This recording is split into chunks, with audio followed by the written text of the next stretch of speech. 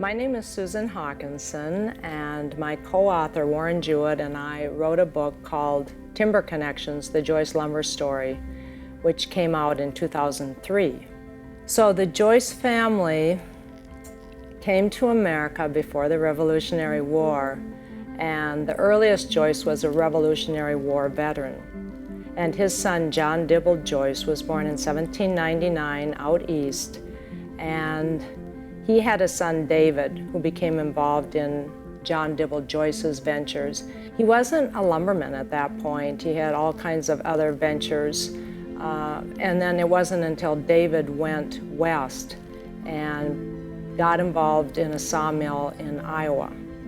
And he came west before the Civil War, and then his only child, William, was born in 1860 in the Clinton, Iowa area in a small town that was called Lyons, which was eventually annexed by Clinton, Iowa.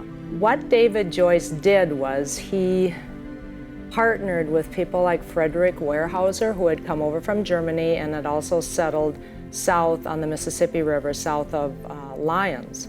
And these men went up into Wisconsin and they bought stumpage.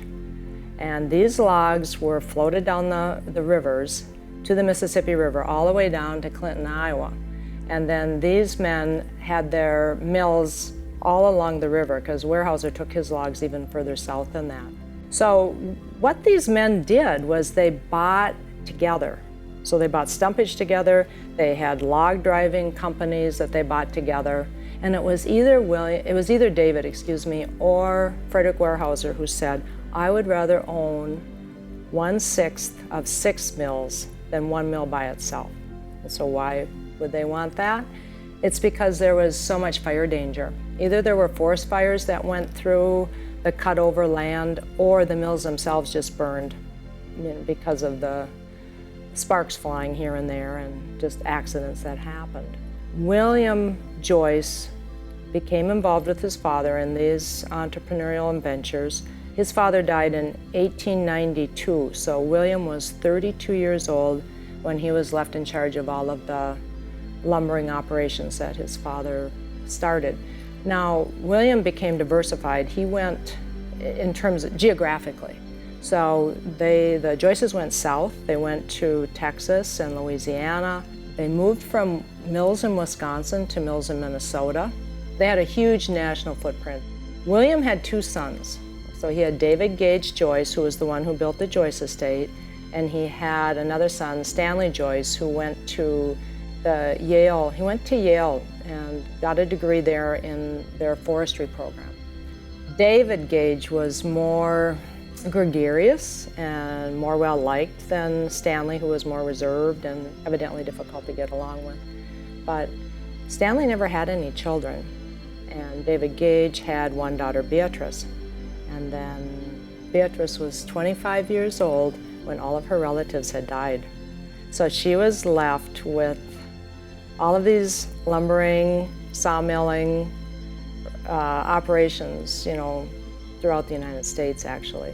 Well, I should say southern pine, and they had some operations in British Columbia, and then things were probably coming to a close in Minnesota. Is it true that she at one point was the 3rd richest woman in the world? That evidence is anecdotal, so I don't have any way of proving it, but when my co-author and I were interviewing people, that was a story that we heard. We heard it a couple of times, but there is no written evidence of that. But she was the first female born in her family in 100 years. But the thing is that Stanley had gone to this forestry program out east. David Gage went to the School of Hard Knocks and worked in the mills, and supposedly, rumor has it, he worked in the lumber camps up here. I don't know if that's true. But Beatrice was sent to a finishing school out east, and this was about the time that her father died. Her dad died in 1937, so she would have been 14 years old, and she went to South Carolina to a finishing school. It was an equestrian school, but she wasn't trained, the way the men were. So, she wasn't sent into the fields. Well, this was 1923. Even in 1972, women weren't really educated. They were just starting to be educated the way men were, really. So According to her husband, her ex-husband actually, Dudley Kane, she went to the office every day in Chicago and worked and was involved in the businesses. I don't know how much she prepared or how much she understood, I have no idea, but one story that you'd be interested in is in 1952, so she would have been 29 years old. She went down to Louisiana to the Tremont Lumber Company, and there had been a year-long strike. And everybody was afraid, the executives were afraid to cross the picket line. And what was happening is the men had started a fire at the mill. Beatrice hauled the fire hose. The fire trucks had arrived and nobody would cross the picket line. And so Beatrice started hauling the hose across the picket line. And so she managed to break a year-long strike. She was an independent, strong-willed, bright woman without a business background.